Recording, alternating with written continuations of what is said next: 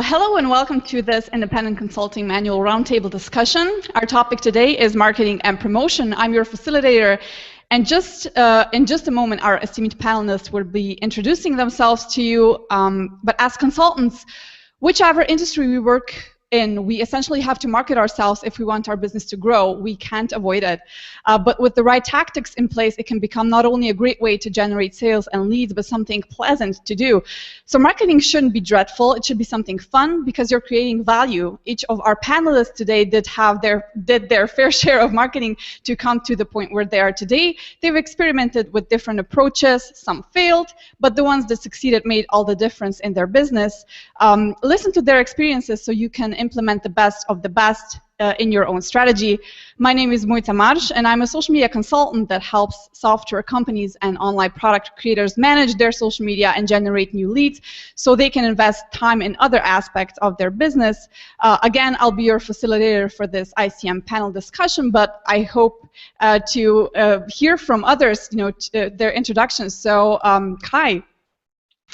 Hi, my name is Kai Davis of WYourAudience.com. I'm an outreach consultant, which means I work with product creators, consultants, coaches, and authors and help them build an audience by managing their most valuable relationships and building new ones. Thank you. Philip?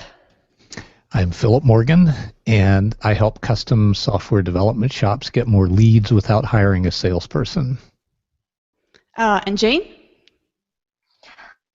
Hey friends, I'm Jane Portman, UI UX consultant and writer, and I help software businesses make more money with strategic design.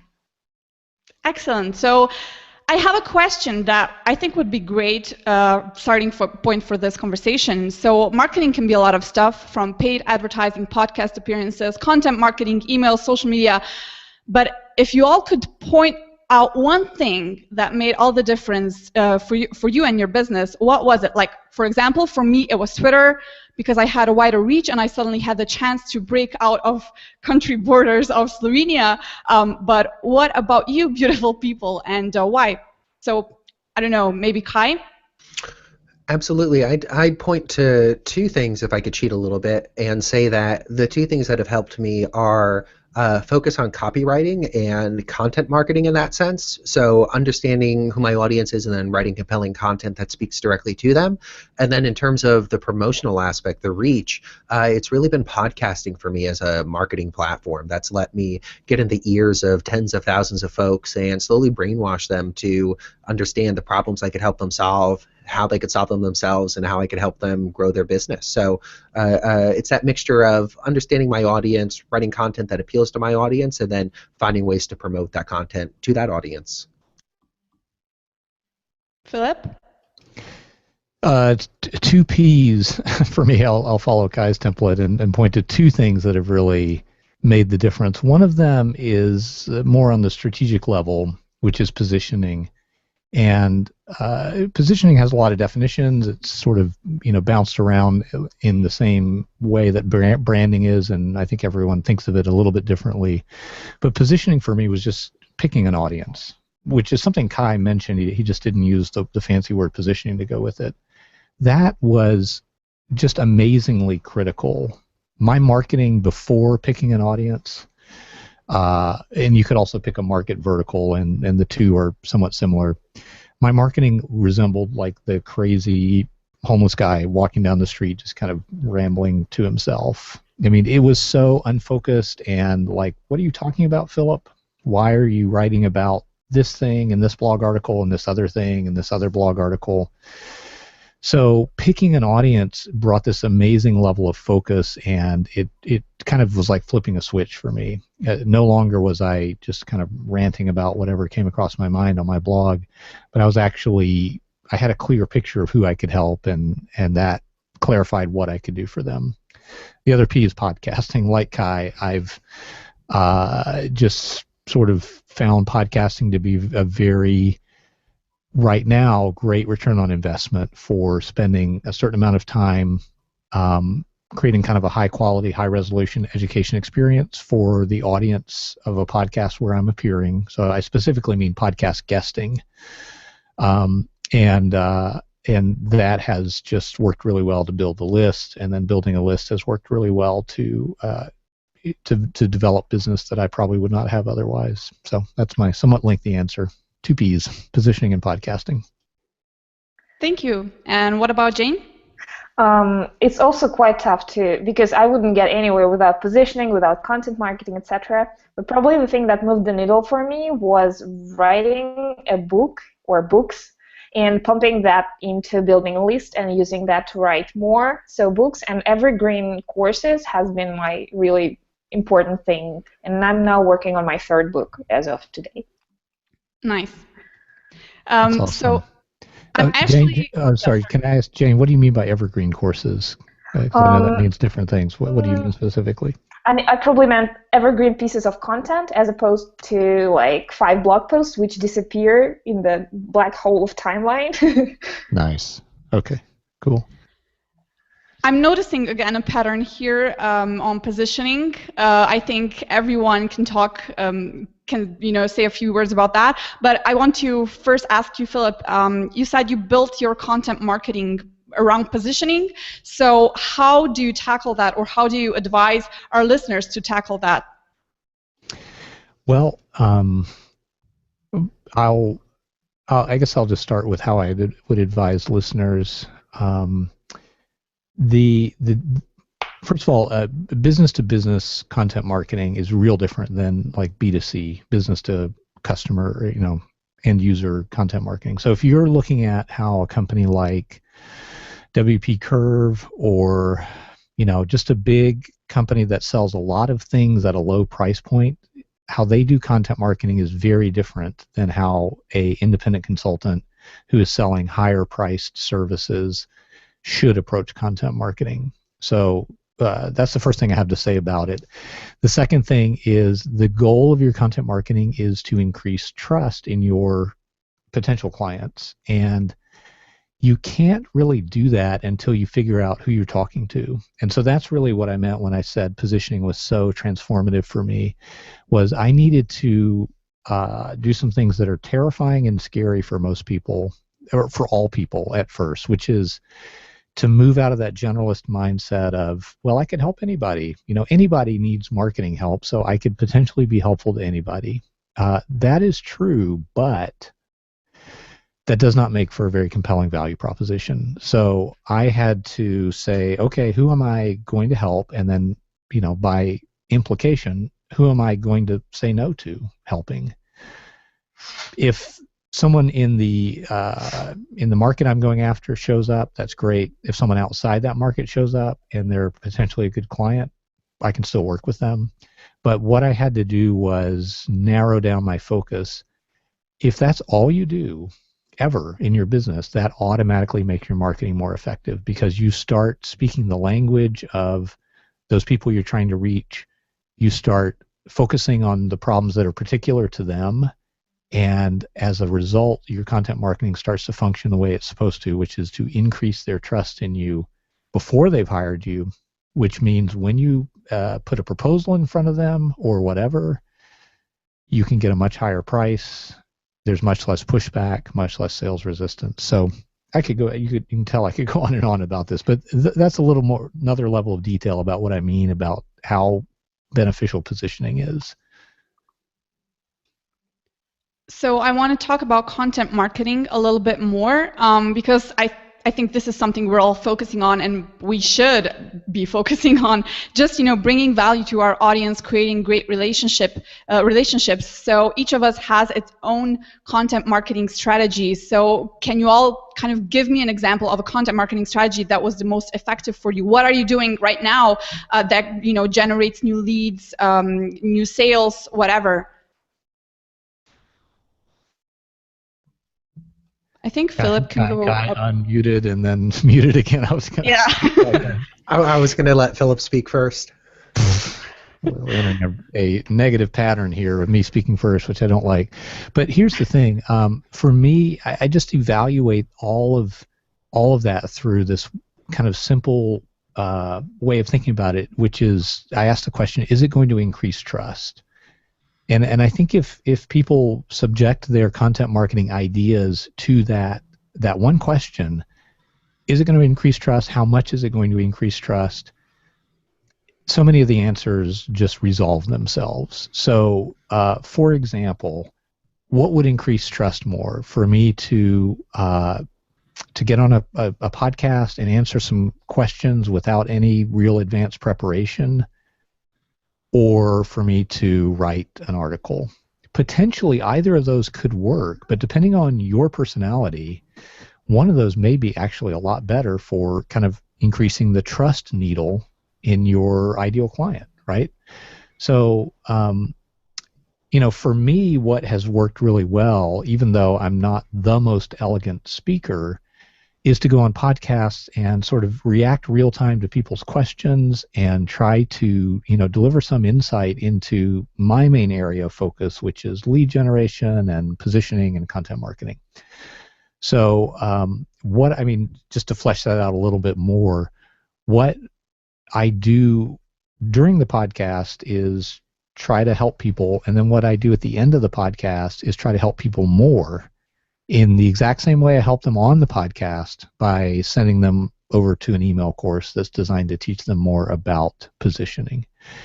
So specifically, that's worked very well for me. My one goal is to build my email list, because I feel like once I have somebody's email address, I can start to build a relationship. And so that's where I've focused my efforts. But I'd love to hear what other people have done that's worked for them.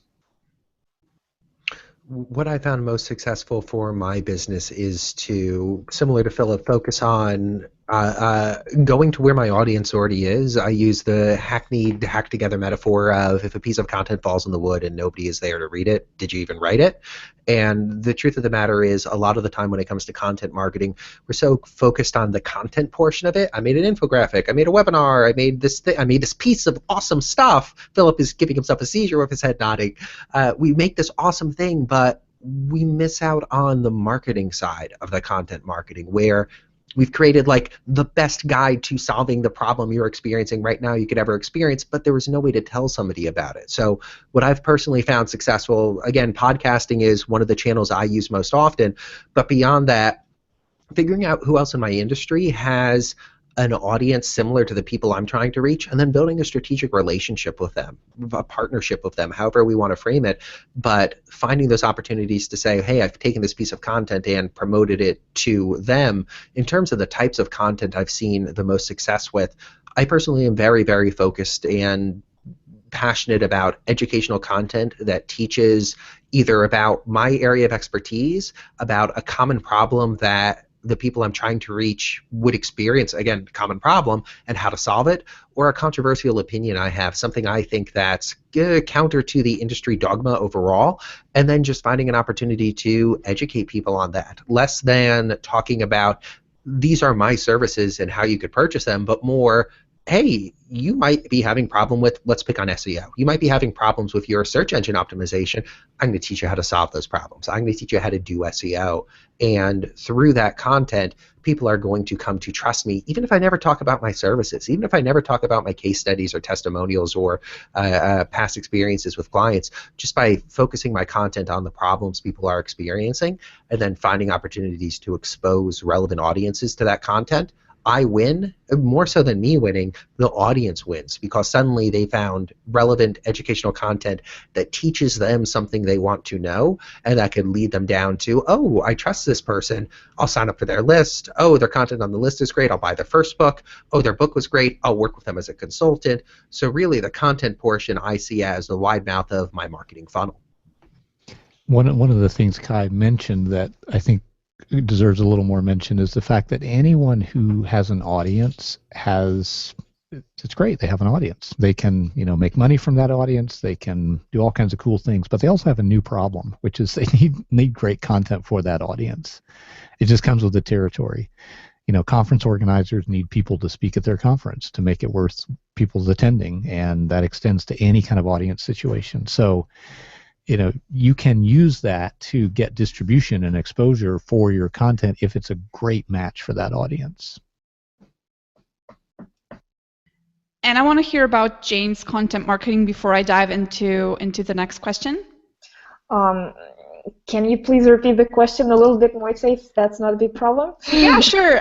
So we were talking about just different content marketing strategies that we all have. So I'm interested in what are you doing for your content marketing? Yes, I wanted to say that actually creating a piece of content is exactly not the easiest, like it's not the easiest part. The hardest part is getting it to the ears of someone. And for me, it's been very important to focus on something I can transparently do, like I can transparently email my list and they will definitely hear about me. So any other effort on outreach should really funnel down to getting people into my list. And from there on, I can consistently produce things that are getting to their ears. Because there is another strategy when you can, publish blog posts and then go and spread them out into so-called watering holes. But that, for me, it's much harder and it has much lower return on investment than funneling down people into the list and then getting to them from there. I think that's the most important thing for me. Jane, what's been the most effective for getting new people on your list? I'm curious. Books, once again. So you can books and effective email courses that you can expose at conferences, expose at blog posts. So you have to have an effective lead magnet, and books can be one, or courses. So both can work. But books by itself, they provide like a large chunk of authority. So you can go with them to different deal sites. You can, give interviews as an author. So they provide a nice splash of publicity that's needed to get people onto your list. So I wanna ask all of you one question. I think we all said that writing a piece of content is one thing, but promoting it is a whole nother story. So Kai was telling that he's going where his audience is, but how do you find out where your audience is? I think, each of us maybe has its own story about how to find where your audience is. So I just want to maybe discuss about this a little bit. There's three strategies that I found are really, really effective. The first is ideal, so high level, almost strategy zero. It's most effective if you're marketing and promoting and selling to the audience you're already part of. It's something that Amy Hoy of 30 by 500 preaches, and I've latched onto as being like an absolute truth in the world. If I'm trying to market to plumbers, I'm going to have a very hard time because I have no clue what they care about or where they congregate. If I'm trying to market to consultants, as we happen to be right now, dear watcher of this video, it's easy for us to know where they congregate because we already belong to them as a tribe. So the first strategy is market to who you already are or the communities you're already part of because you already understand them. The second strategy that I find is really useful is going out into the wild and just studying them. So if I was trying to understand where search engine optimization consultants hang out and where to promote my content, I'd go out into the wild and, start acting as a search engine optimization consultant. What forums can I find? From those forums, what articles are linked to most often? What podcasts are linked to most often? Great, that gives me a database of people to reach out to. The third strategy I've seen a lot of success with is even if you just have a tiny, small audience, even if your audience is just like 30 people you could think of to email, writing up a short email and sending it to them and saying something like, hey, I'm doing part of an exercise to, research this audience, whatever the audience is, search engine optimization consultants a little more.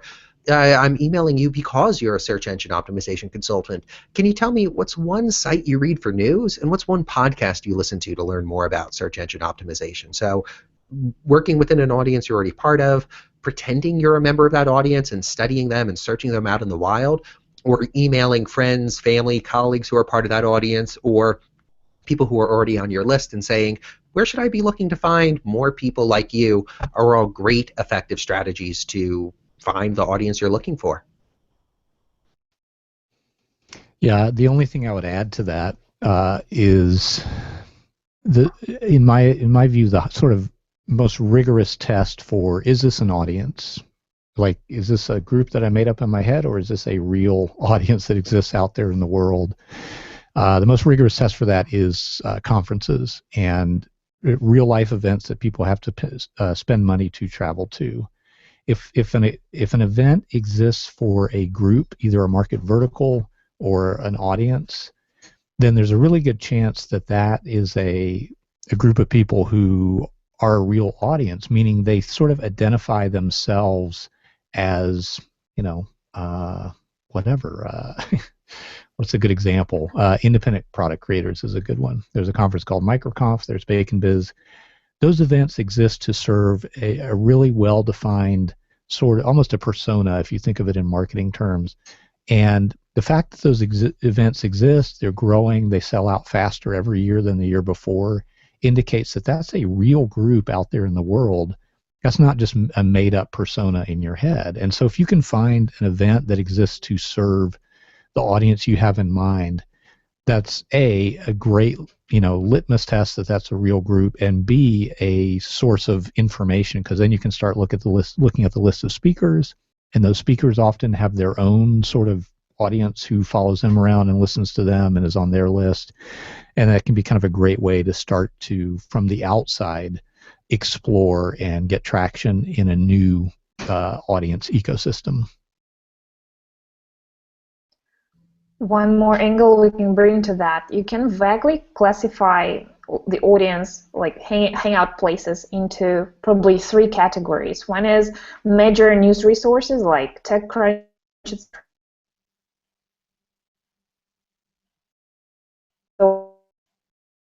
Then second, and those are rather hard to find. Good quality forums are very hard to find. If you are lucky enough that your audience hangs out in those, just do your best and study those. But I think the easiest method is to see what kind of people are focusing on your own authorities, on own people. So everything goes in circles, and probably each influencer that you admire has also his own audience. So in that regard, somehow appearing in his blog post feed or appearing in his podcast would then result in yourself borrowing his audience, and that's how you can expand.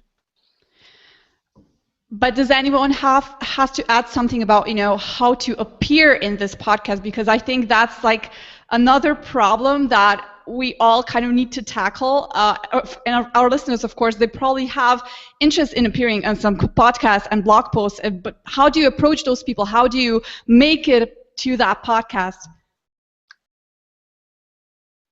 Kai, we're looking at you. Yeah, we're all looking at you. Desperately searching for the unmute button. So when it comes to reaching out to the podcast, I think it all comes down to relationship building. Like the first step, there's a couple pre-steps that I'll quickly cover. Identifying podcasts, like we talked about, you want to study your audience and figure out by surveying them or being part of the audience what podcasts these people listen to. Once you identify them, it really moves into a relationship building stage and what I broadly call outreach marketing. So sending emails to folks, sending emails that say, hey, this is something relevant that I could teach your audience, framing your expertise in your marketing, similarly to, as we've all shared, framing the value you could provide in terms of the value to their audience. So being able to say, hey, I'm able to show up and teach your audience something unique or new or valuable, not just showing up to say, hey, I'd love to be on your podcast. Podcast hosts get pitched like the second one all the time. I'd love to be on your show. Let me know if you want to have me. There's no value there. If you're instead able to show up and say, hey, you know what? I'd love to teach your audience something about topic A, and this is the benefit to them. Topic B, the benefit to them. Topic C, and the benefit to them.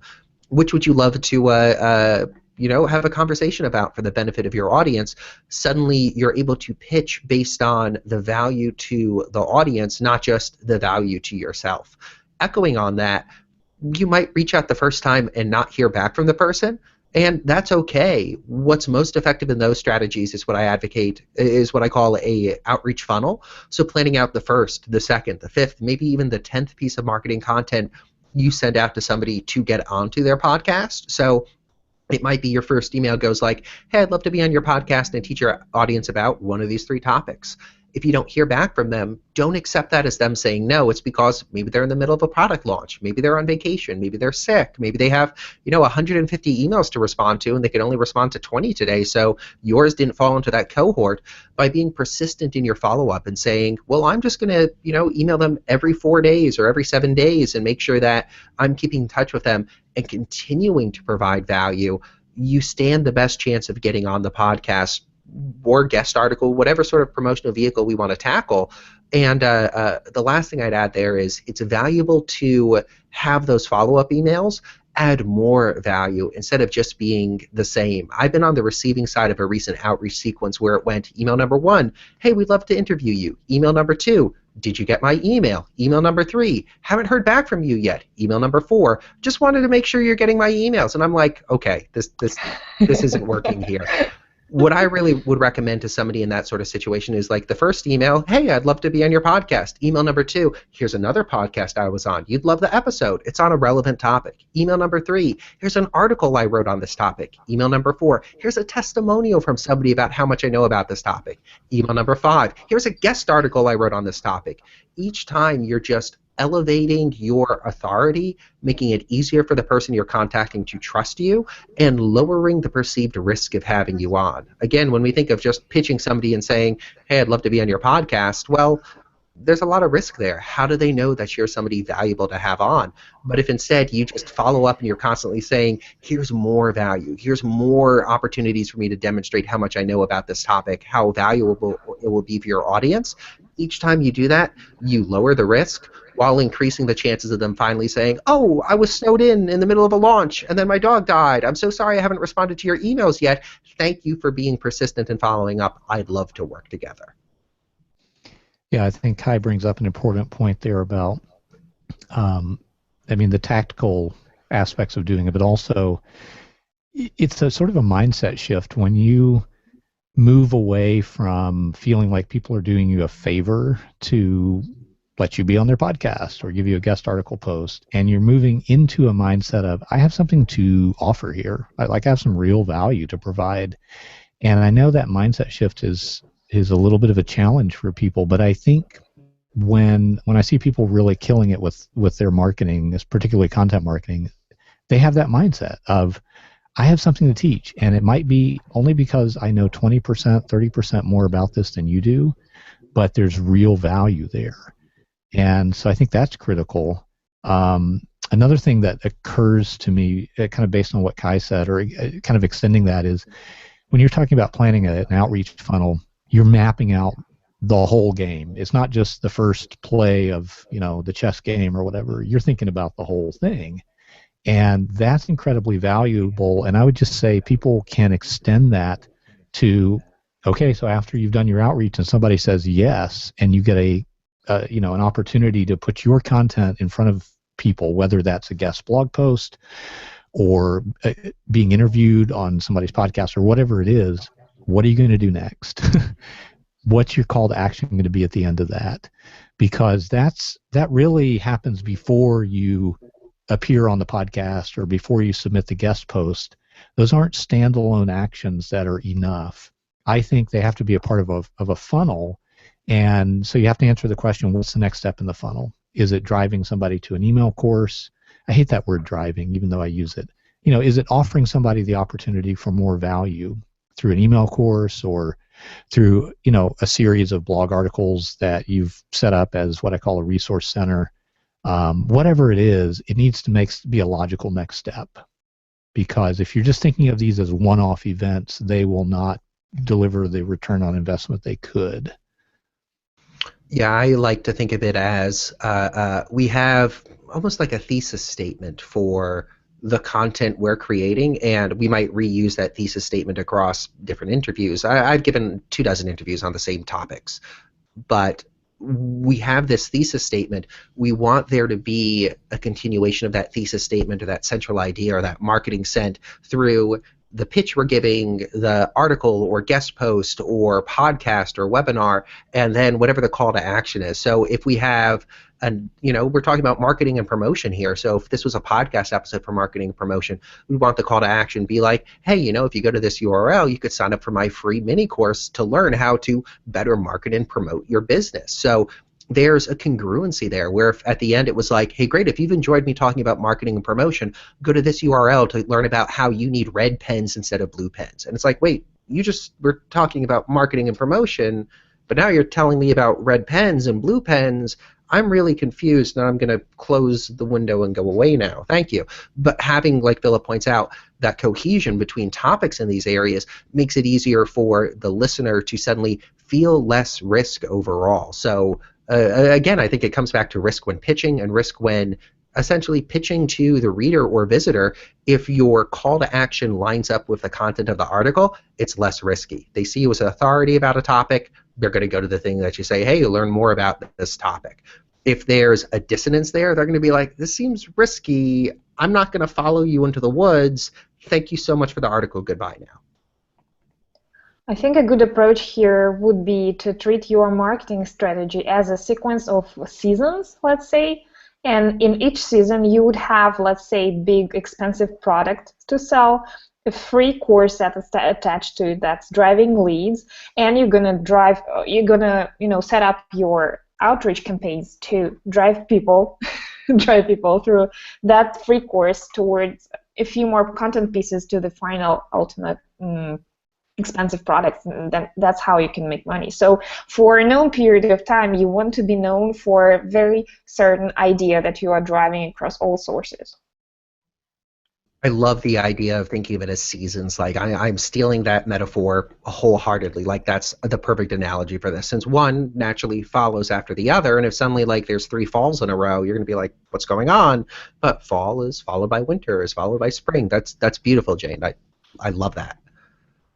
And one more thing, we are now talking about cold outreach, but there is a wholly different approach and mindset. You can totally warm up your little world by building a personal network, and that's going to make yourself so happier. So you can grow your personal network by going to conferences, but that's clearly not the only way. You can also do like little collaborations where you take, let's say, heavy load of work for other people, and this way you get to share the audiences. A good example is to run your own podcast, for example, when people love to appear in it and you do like the heavy load. You do the editing, the publishing. They only have to come up and guest. That's much easier than writing content or featuring you in some other source. And this way you just build friendship with the person. Next time he's going to support you and, give yourself a place in his own podcast, etc., etc. You can write articles together. You can do like small books, or you can do books with groups of people like we're doing now. All kinds of projects. That's your path to a nice, successful network of people and friends. And I'll add to that, as an introvert, it's a lot of these things feel weird and just like kind of inscrutable at first. It's like how do you get somebody to help you who doesn't know you? Like stuff like that is just weird and hard, but I can tell you that it actually works exactly as described here.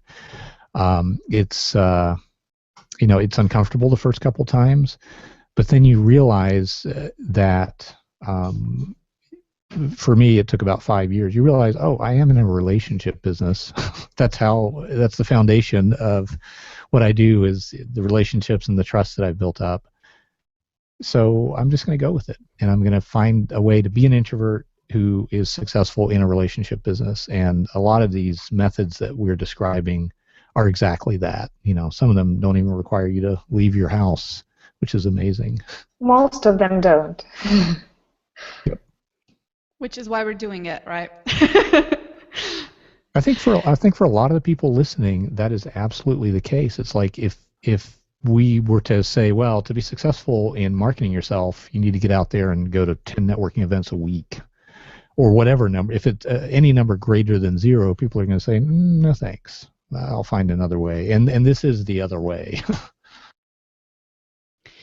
So if I'm interested in hearing your answers to this question if we take a step back. So we talked about, creating great content that generates leads and whatever, but how do you keep creating great content? I mean, I think Jane mentioned that's like a lot of work to keep creating great content. So how do you all keep up, keep the great ideas coming and everything? There's 2 strategies that I really love here, and we could either think of them as strategies or dirty little secrets, so choose your own framing. I think that, echoing off of Philip's earlier comments about positioning, I think that when you are creating this content, well, you have an idea of who your audience is and what that expensive problem they're experiencing is. So when I create my content, it's almost as if I'm writing every article to the same predetermined conclusion. I already know what the solution I want to be driving people towards is, so it's like you know what the punchline of the joke is.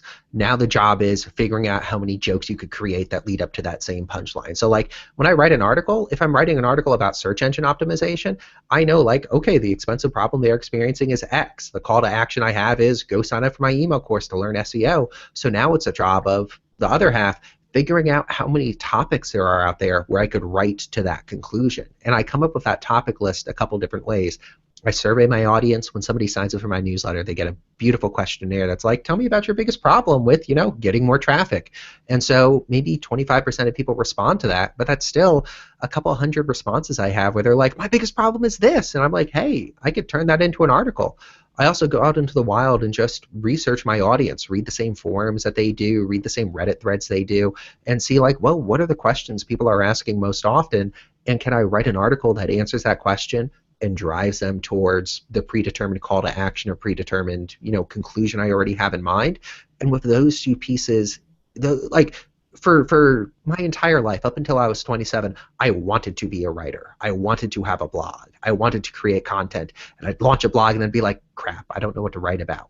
But with those two, dirty little secrets in mind, it suddenly made it easier to write for it because I knew what the conclusion was. I have an email course I want to get people to sign up for. So I'm naturally leading towards that as a call to action.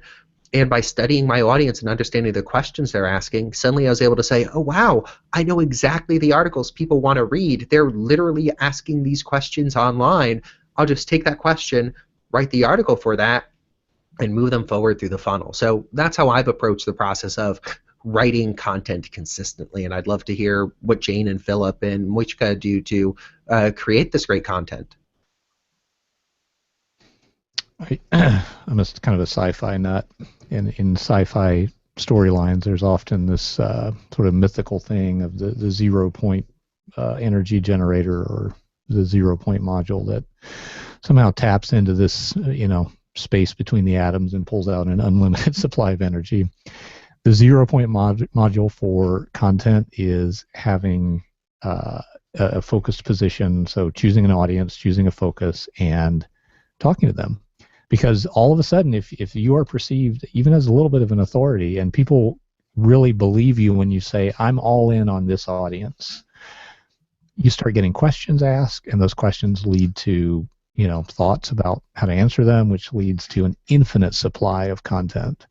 So the question of, what am I going to write about or what am I going to, say to my audience, that goes away after you have like a narrow enough audience definition. The problem just goes away. And then it becomes a problem of how do I generate the content efficiently, and that's why podcasts are so great. They, kind of require a certain amount of prep, but the prep is pretty minimal relative, I think, to the ROI. Things like, and then you come up with kind of weird ideas like, I'm just going to, get the lead engineer at my company and me, and we're going to record ourselves talking, and then we're going to hire a writer who, unfortunately undervalues her time, and give her these transcriptions, and she's going to make, 5 blog articles in much less cost than it would be to sideline a billable person and have them do it. So you start coming up with creative ways to generate the content. The real problem is what are you going to write about? And that problem just goes away, like I say, when you have a narrow enough audience definition. For me, exactly as Philip says, the problem, what to write about, it doesn't exist at all. But the hard problem for me is to actually show up and do the work, because it all boils down to hard, consistent work. And I think for any person, it boils down to having a little bit of enjoyment in the process. So you really have to pick the format that works for you. So yes, I mean, it's going to be hard anyways, but at least you're going to have like 25% fun. It might be writing if you're a born writer. It might be, video translation on Periscope or something if you enjoy, the drive of the momentum of immediate listeners. Or for myself, I found a lot of joy in podcasting lately, because it gives you a lot of accountability when there is a guest showing up. You really have to get an episode out because you recorded it. And it's much better than having a draft, like 5 drafts of posts sitting in your draft folder somewhere. It can be any kind of format, but once you pick it, it's better to be consistent. well, it's going to be hard anyways, but try and produce at least, let's say, 5 or 10 pieces of that content format that you choose. Then switch over to another, pick another, see how you enjoy it better, and then stick to that one for a while. And it's going to work all right anyways. You just have to show up and do that. And there is no easy recipe for it, unfortunately. No way to sweeten the pill. But that's a huge point, is play to your strengths. And you said it better than I could. Some people think, oh, I have to write because, whatever, all the people I look up to write. No, you don't. The consistency is the key, just like Jane was saying. Yeah, I think I have like the same problem that Jane has. Just, it's not hard.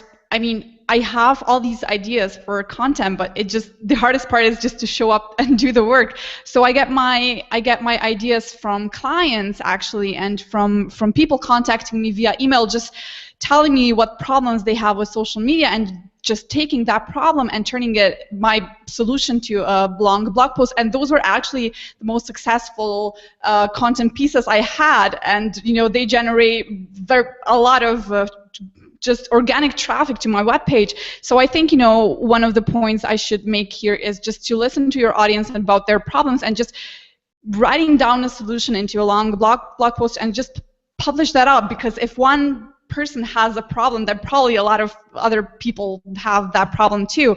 So what I just want to finish up with one question. I would love to touch on the subject of paid advertising a little bit.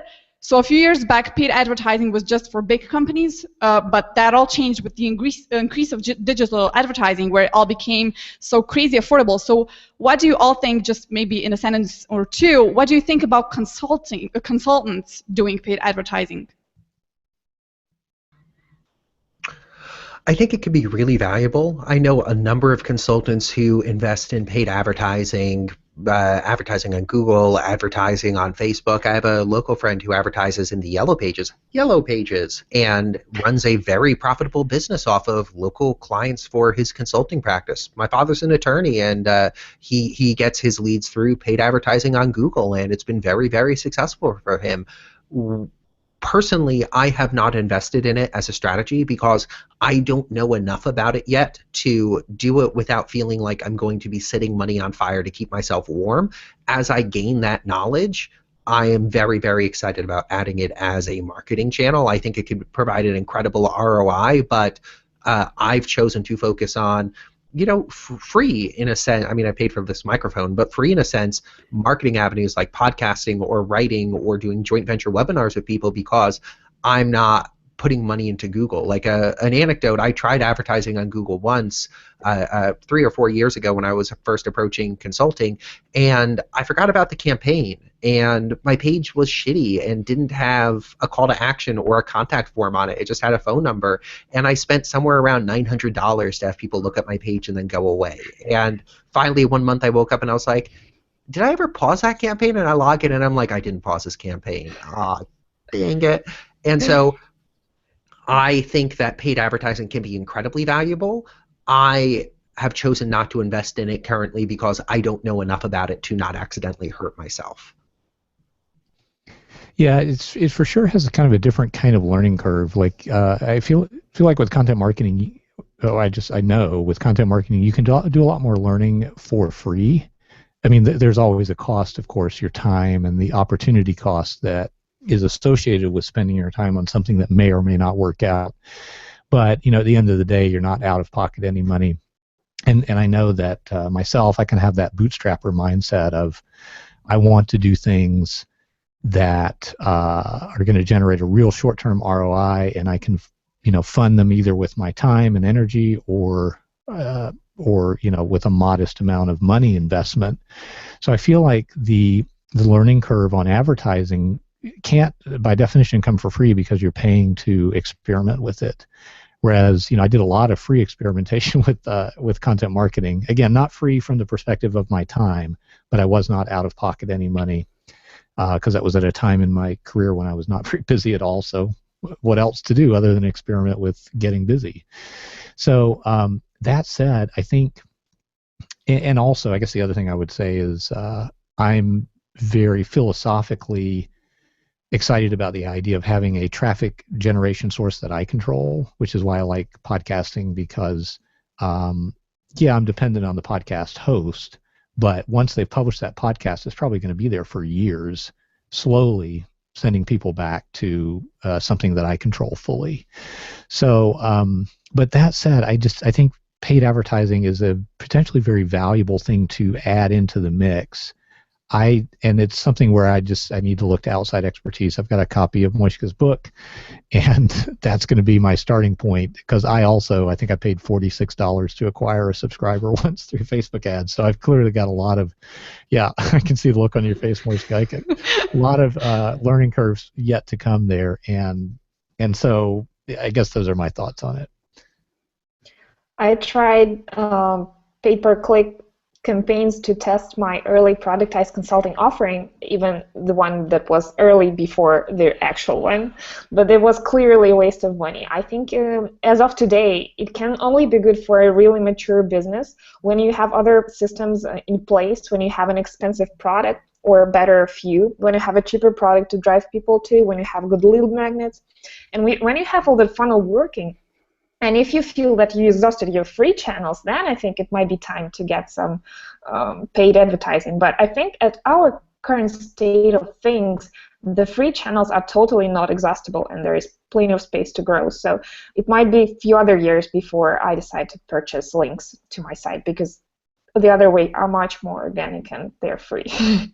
But I'd love to learn more from you, Moisa. Yeah, that's actually, I think it's a great point, because I've had like a totally different experience with paid advertising naturally. So just generating 300% ROI with my book, with just Facebook ads. But, I'm biased here. So what I think, the conclusion of everything is we should all maybe first try to get that just we should try organic marketing, because it's free and we can experiment with that a little bit. But once we get familiar maybe with paid advertising to ramp up our game a little bit, if we have the time and the resources, I think experimenting with that is just another thing to try.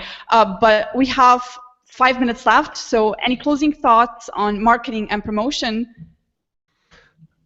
I'd say that there's one thing that I think we've covered broadly in this interview in the background is that there's no one right way to do it. We've touched on paid advertising, podcasts, creating articles, partnering with people, writing books, email. There are tens of thousands of ways to effectively market and promote your independent consulting practice, not one absolute right way. We've all experimented in different ways, had successes and had failures, just like you, dear watcher.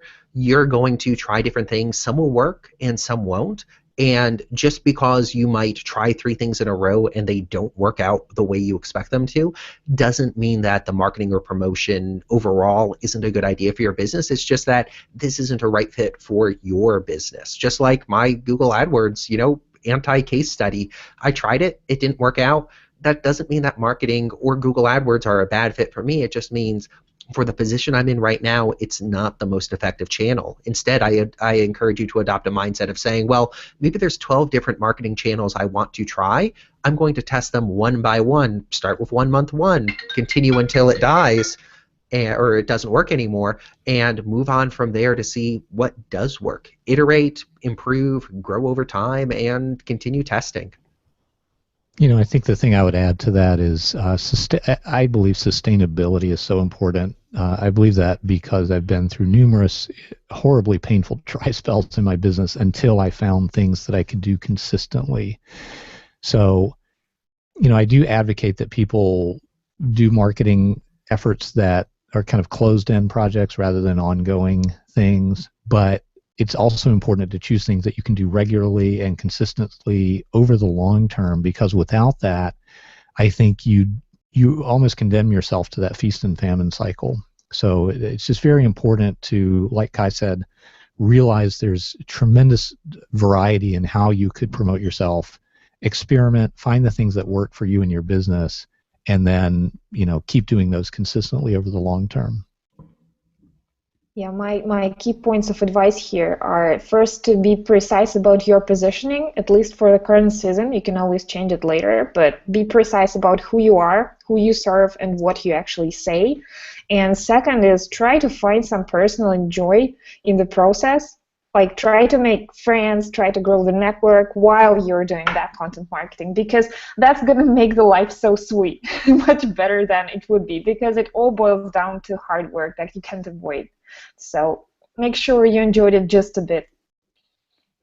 And I would just refer back to what Kai said with experimenting. So I've experimented with different things, especially because I had maybe a harder task to, like I said, just break out of my country of Slovenia. But I actually tried two things, podcasts and Facebook ads with selling my book. And like I said, Facebook ads work better for me, but they might not work for you, or they might better than podcasts. You never know. So just keep experimenting with different stuff, and you'll figure out what works for you best. So to our panelists, thank you so much for your insight into marketing and promotion. To our listeners, however this video made it into your hands, you can find out more about it at independentconsultingmanual.com. Thanks, everybody. Thank you.